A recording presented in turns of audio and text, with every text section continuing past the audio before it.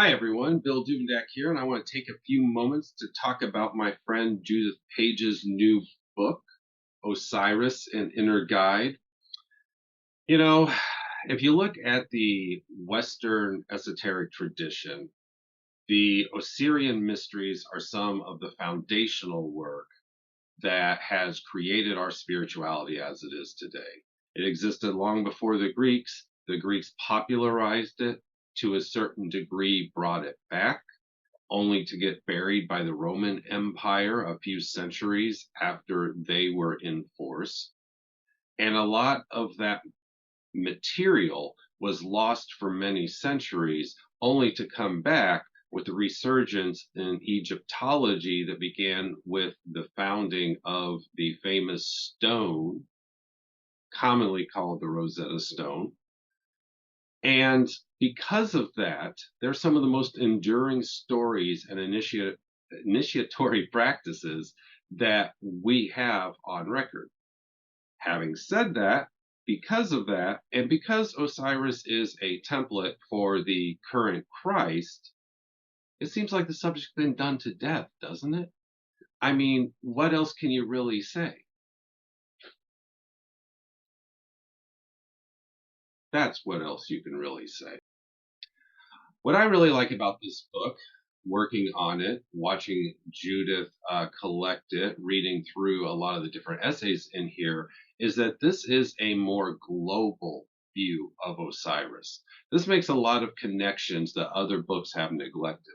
There's been so much written about Osiris, but most of that comes from the connection to Jesus the Christ and the Osirian mysteries, and not a lot of that material has to do with the larger picture of who Osiris was.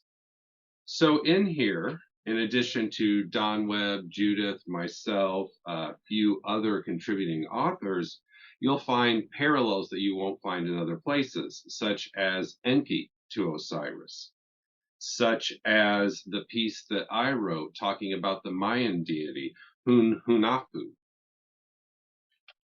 You don't see those things in print, folks.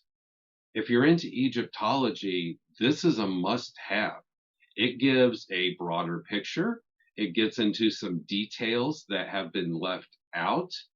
And as much as it's an inner guide, it is also an external collection of who Osiris was, but from a, we'll say, objective perspective. And I say that because it's more global, it's encompassing, it's the meta Osiris, if you will. So if you don't have it yet and you're into Egyptian material, I encourage you to check it out. It's been recently released. I enjoyed working on it, as I always do with Judith. And watch for more in the Inner Guide series.